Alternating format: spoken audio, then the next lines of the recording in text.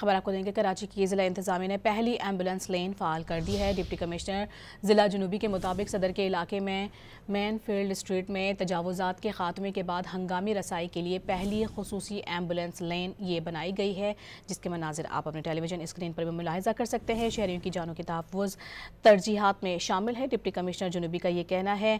آپ کو بتا رہے ہیں کراچی کے ضلع انتظامیہ نے پہلی ایمبولینس لین فعال کر دی۔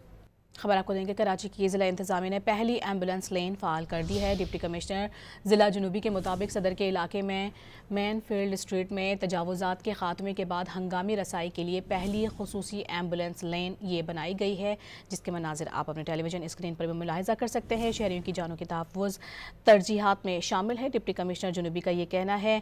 آپ کو بتا رہے ہیں کراچی کے ضلع انتظامیہ نے پہلی ایمبولینس لین فعال کر دی۔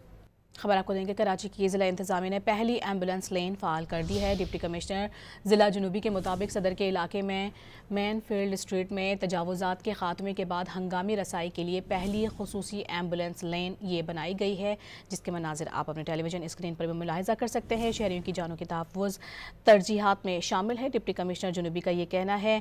آپ کو بتا رہے ہیں کراچی کے ضلع انتظامیہ نے پہلی ایمبولینس لین فعال کر دی۔